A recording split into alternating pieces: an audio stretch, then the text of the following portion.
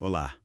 Hoje a gente vai explorar um argumento, bem provocador do século XVII, do filósofo e matemático Blaise Pascal.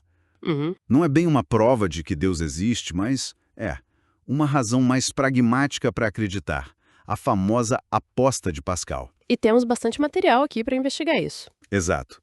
Pascal pega a lógica da teoria da decisão, né? Pensa em calcular as chances numa loteria ou num investimento Certo. e aplica isso à fé. O argumento é, mesmo que a chance de Deus existir seja pequena, a recompensa potencial é infinita, o paraíso. Então, acreditar seria a aposta racional. Ok, vamos tentar desembrulhar isso melhor. Como é que essa aposta funciona, assim, na prática? Bom, Pascal simplifica o cenário, né? Tem duas opções: Deus existe ou Deus não existe. E a gente pode acreditar ou não acreditar. Certo, uma matriz 2x2, basicamente? Isso. Isso. Se Deus existe e você acredita, ganho infinito. Paraíso. Se Deus existe e você não acredita, bom, perda infinito. O inferno, no caso. Exato. Agora, se Deus não existe, aí tanto faz acreditar ou não. O resultado é finito. Uma vida terrena com suas alegrias e tristezas. A primeira versão do argumento, acho que é da superdominância, sugere que acreditar é sempre melhor, né? Sim, mas as versões mais robustas, o argumento das expectativas, vão além. Elas usam probabilidade. Aí entra a matemática. Pois é, mesmo que a probabilidade de Deus existir seja, sei lá, minúscula, 0,001%, Uhum. multiplicada por uma recompensa infinita, o resultado esperado da crença ainda é infinito. Infinito vezes qualquer coisinha positiva ainda é infinito. Exatamente. E esse valor esperado infinito sempre vai superar qualquer ganho ou perda finitos aqui na Terra. Mesmo que a vida do ateu fosse considerada mais feliz neste mundo. O infinito meio que quebra a banca, domina o cálculo. Tá, mas aí vem uma dúvida que parece bem óbvia, né? A gente consegue escolher acreditar em algo só porque parece vantajoso? Ótimo ponto. Tipo, se alguém me oferecer R$ 1.000 para eu acreditar que a parede aqui é verde, quando ela é branca, eu não consigo, né? Meu cérebro não aceita. É a tal objeção intelectualista. É uma crítica super importante. A crença não parece ser um botão que a gente liga e desliga por vontade própria. Então, como Pascal lida com isso? Olha, o material sugere que ele não pensava numa conversão instantânea.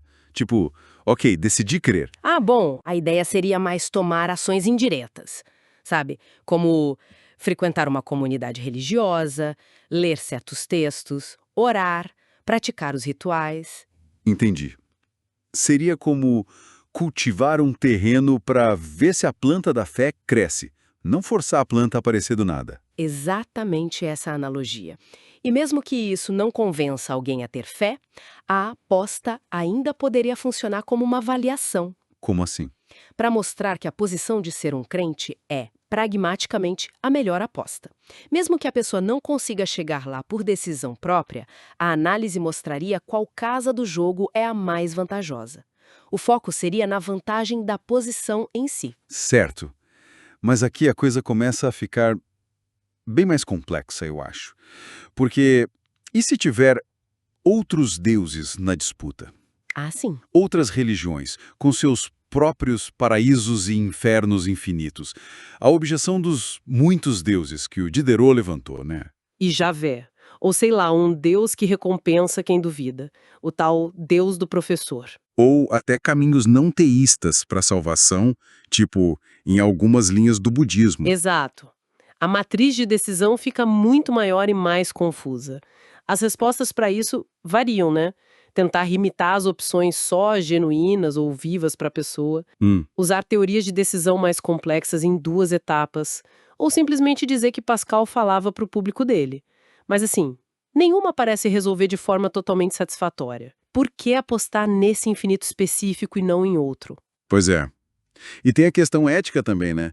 É correto acreditar por interesse próprio? Por causa da recompensa?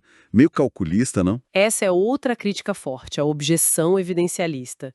Tem 2 partes, na verdade. Quais? Uma é: será que Deus gostaria desse tipo de fé interesseira? Mas isso volta para o problema dos muitos deuses, né? Depende de como Deus é. Certo, depende da natureza do Deus em questão. A outra é mais fundamental, talvez. É sobre se é intrinsecamente errado, talvez até imoral, basear crenças importantes em pragmatismo em vez de evidências, independentemente do que Deus acha. É uma questão sobre a própria natureza da justificação da crença. Exato.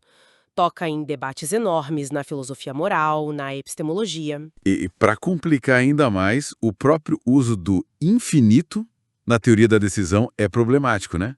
Tem os paradoxos aí. Sim, usar de finito em cálculo de probabilidade e utilidade é complicado.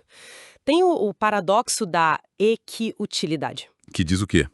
que se a recompensa é infinita, qualquer ação, por mínima que seja a chance dela levar a essa recompensa, sei lá, escovar os dentes ou não escovar, Uhum. teria o mesmo valor esperado infinito. Aí a teoria da decisão perde a utilidade, não consegue mais diferenciar as escolhas, tudo fica infinitamente bom. E tem o de São Petersburgo também, né? Esse mesmo. Mostra que a teoria pode sugerir que seria racional pagar quantias absurdas por um jogo com expectativa infinita, o que, bom, parece contraintuitivo, né? Ninguém faria isso. Então, a própria ferramenta matemática que Pascal usa talvez não funcione bem com infinitos. Levanta dúvidas sobre a aplicabilidade nesses casos extremos. Então, para a gente ir fechando, a aposta de Pascal é, assim, uma ferramenta super engenhosa, né? Usa razão pragmática para falar de fé, mas ela tropeça em várias questões sérias. Com certeza, a natureza da crença, se podemos escolhê-la. A questão dos muitos deuses A ética de acreditar por interesse. e os limites da própria matemática com o infinito. Talvez o grande valor da aposta não seja dar uma resposta definitiva, sabe? Mas sim iluminar essa tensão. Que tensão! Essa tensão entre justificar o que a gente acredita buscando evidências e justificar pensando nas consequências práticas, nos riscos e recompensas. Especialmente quando a gente encara, bom, as grandes questões, né? De significado último, de consequências talvez infinitas. Fica a reflexão, então. Como a gente equilibra essas duas formas de pensar diante do desconhecido, do talvez infinito. Exato. É uma questão que a aposta deixa pra gente, eu acho. Gente, encontro vocês em outro podcast. Não esqueçam de se inscrever no nosso canal.